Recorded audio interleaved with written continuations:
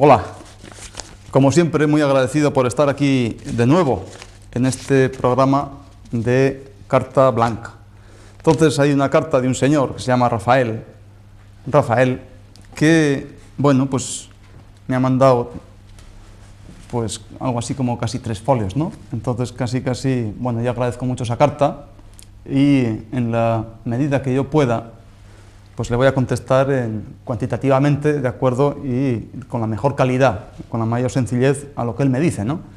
Entonces él me pregunta, me hace muchísimas preguntas, ¿no? O se pueden deducir muchísimas preguntas, pero sobre todo, él me dice que si es preciso, cuando entramos en este mundo de acupuntura tradicional o de medicina natural, que si es preciso, es estrictamente necesario el tener fe cuando pues nos vamos a sufrir, entre comillas, un tratamiento de esta índole, ¿no?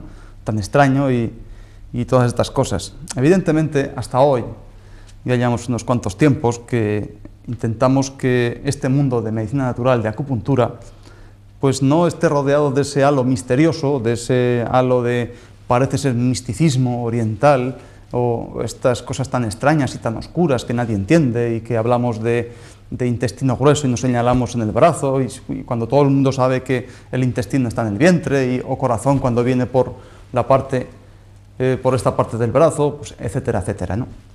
Bueno, yo le tengo que decir que el que usted tenga fe o no tenga fe cuando se somete a un tratamiento de acupuntura tradicional, eso a mí me da igual, me da exactamente lo mismo. En el sentido de que voy a partir de la base de que usted, por muy enfermo que esté, nunca estará tonto, o no creo que sea tonto para nada.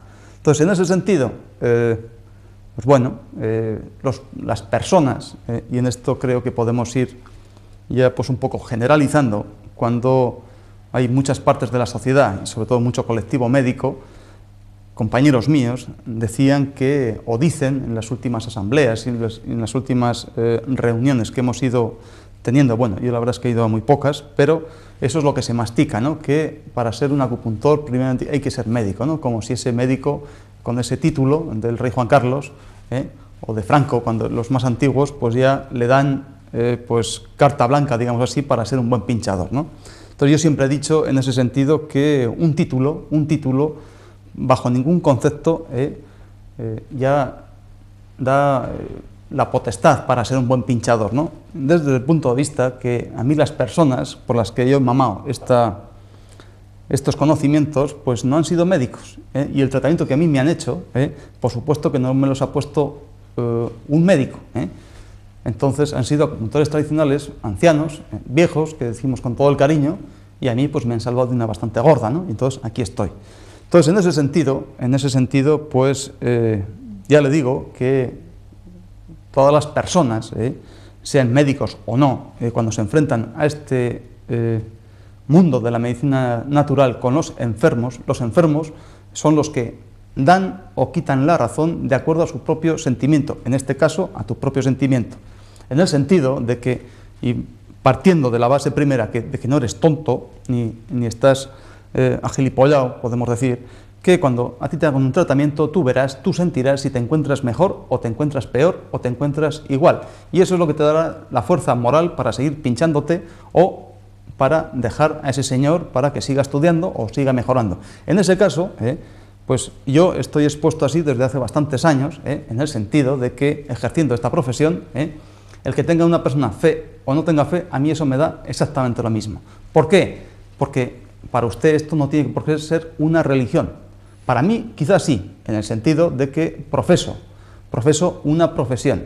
¿Y qué? Siguiendo una serie de, pues una serie de leyes, una serie de conocimientos, siguiendo unas normas fijas por las que se pincha bien, o se hace un buen tratamiento, o se hace un buen diagnóstico, o un buen lo que sea, una buena terapéutica en general, siguiendo fielmente, de la forma más noble, sin ningún tipo de aleación, todos los conocimientos que a través de los cientos de años, de miles de años, pues se han continuado y han llegado hasta aquí. Entonces yo tengo la suerte de que en una parte, pues a mí me han sido concedidos, y sigo, y espero que por muchos años, ¿no?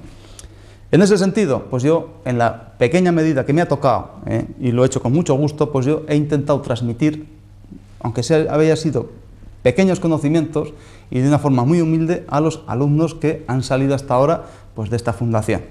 En ese sentido, para mí puedo tener esto, lo puedo dar como una religión, en el sentido que profeso esta actividad profesional, pero para usted, independientemente, a usted lo único que le interesa es que si usted viene con cualquier enfermedad, cualquier síntoma, cualquier cosa que le ocupa o le fastidia la vida, pues usted sentirá, entonces, en ese sentido, ya se seguirá pinchando o a este elemento que le está pinchando, por ejemplo yo, pues se seguirá pinchando conmigo o yo no seré suficiente buen médico o buen acupuntor como para que usted tenga que ir a buscar su joya más preciada, que se la hagan mejor que humildemente se la estoy haciendo yo. ¿De acuerdo? Bueno.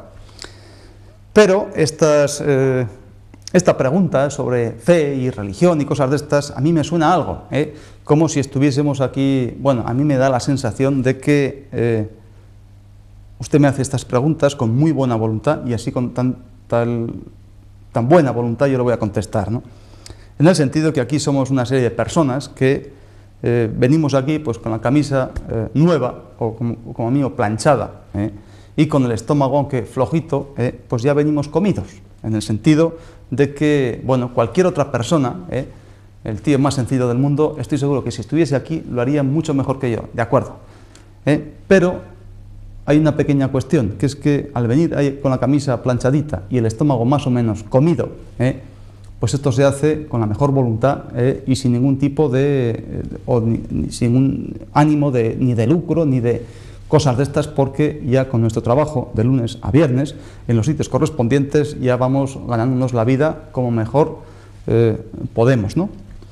Y todas estas cosas se dicen, pues claro, en esa libertad, y con esa tranquilidad, por lo menos de estómago y de bolsillo, pues hacemos aquí las cosas como mejor podemos. Entonces, en ese sentido, y eso tengo que decir que aquí no somos periodistas profesionales para nada, porque ¿qué más me hubiese gustado a mí, ¿no? Hablaría mejor, tendría más dotes con la lengua y me expresaría mejor y ustedes también, por supuesto, que saldrían ganando, pero no es así, pues a ustedes le han tocado y a usted le ha tocado esa mala suerte, pues por lo menos yo le doy las gracias de que siga atendiendo, ¿no? En ese sentido. Entonces esa cuestión a mí me suena y voy a aprovechar esa cuestión para decirle lo que yo pienso personalmente, ¿no? Entonces, cuando un grupo de personas se junta, pues eso puede ser, llevan un mismo traje, pues por ejemplo pueden ser pues un buen pelotón de sargentos, ¿no? De sargentos de milicias, como lo fuimos, ¿no? O si lleva una misma camiseta, pues es un equipo de fútbol, o cuando hacen otra o cualquier otra actividad, pues puede ser, por ejemplo, una secta, ¿no? Entonces, etimológicamente, esta palabra secta, ¿qué es lo que significa? Bueno, pues buscando un poquito, secta puede venir de tres términos, como siempre, antiguos, ¿no? Del latín, esa lengua madre que luego se ha ido disgregando en distintos idiomas, ¿no? Entonces viene de esas palabras secare o sequedere o sequor. ¿Qué significa esto? Bueno, pues secare significa cortar con. Sequedere viene de separarse de, y sequor viene de la palabra seguir a un líder carismático con doctrina particular y unas experiencias pseudo-religiosas especiales. Eso de una forma etimológica, ¿no? De donde viene de ese latín, de esa lengua madre. Secare o secedere o sequor. Gramaticalmente, ¿qué diría pues un gramático, ¿no? Cosa que yo no soy? Pues diría que es un conjunto de personas que profesan una doctrina filosófica o una teología, o una doctrina dentro de una religión. Y sociológicamente, el término o el concepto sociológico sería que como un grupo convencional de gentes que participan activamente de las mismas experiencias con unas características que pertenecen o están englobados en una estructura piramidal, donde hay un jefe o hay un líder y a través de ahí pues hacen una pirámide en las que están todos los individuos por categorías, ¿no? Otra de las características, pues que estos individuos tienen o padecen más bien una sumisión incondicional al dirigente o al cuerpo gobernante. Por supuesto que hay una anulación de toda la crítica interna dentro de esa pirámide. Existe una persecución de objetivos políticos y económicos, normalmente enmascarados bajo ideologías o pseudo-ideologías de tipo religioso, cultural o sociológico. Y por supuesto sufren una instrumentalización de los adeptos hacia los fines de la secta, que normalmente son o bien dinero o bien poder. Y por supuesto también otra característica importante es que tiene una ausencia de fiscalización. ¿Qué significa eso? Pues que están fuera del control de cualquier otro grupo político, cualquier gobierno, cualquier cuestión. Quiere decir que esta es la filosofía de Juan Palomo, ¿no?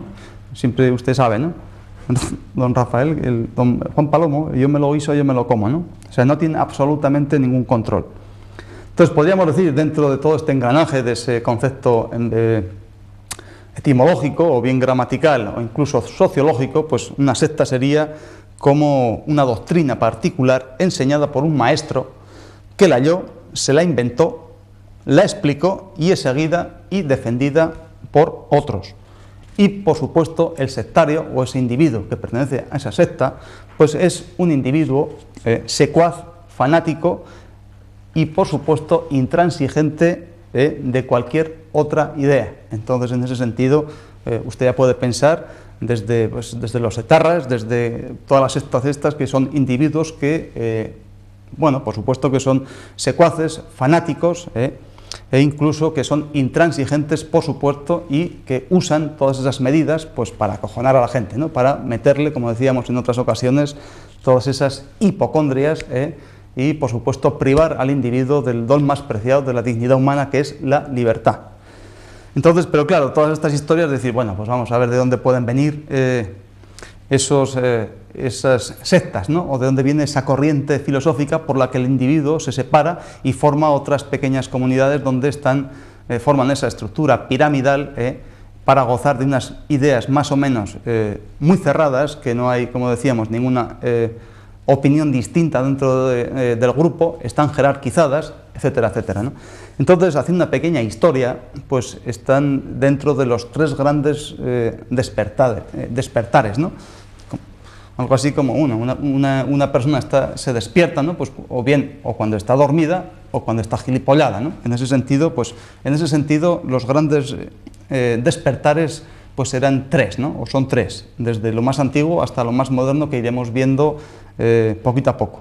El primer gran despertar se produce o nace en la mitad del siglo XVIII. Y sale aquella nueva luz, ¿no? En el sentido de que, bueno, está todo el mundo está en tinieblas y aparece como una nueva luz que va a ser salvadora de absolutamente todo y todos, ¿no? Y gracias a unos señores que se llamaban Jonathan Edwards o Pepito Pérez, por supuesto que eran anglosajones, ¿no? Un tal Gilbert Tenen y un tal George Whitefield, y es que yo no sé inglés, pues que eran unos fanáticos predicadores, y que en Europa salieron una serie de grupos como los uteristas, los emotitas, los usitas, etcétera, etcétera. Y los suckers, que en inglés significa los estremecidos. Entonces yo no sé de dónde puede venir estremecidos, ¿no? Pues que se estremecían o que producían mucho estremecimiento o algo así. Entonces buscaban, ¿qué es lo que buscaban? Pues buscaban la manifestación del Espíritu Santo en el seno de la comunidad, tal y como se dio el día de el día de Pentecostés. Entonces, ¿qué es lo que producían? Pues cuando se reunían, pues se producían muchísimos estados de trance, muchos espasmos, muchas visiones, paroxismos y el don de lenguas. Entonces, bueno, esto yo no lo entiendo. Quizás como médico, pues digo, pues una persona que sufre un estado de trance, tiene espasmos, visiones, paroxismos y el don de las lenguas, digo, pues bueno, quizá igual es que tiene algún pequeño mal o el gran mal, ¿no? En ese sentido. El Alzheimer es una enfermedad neurológica.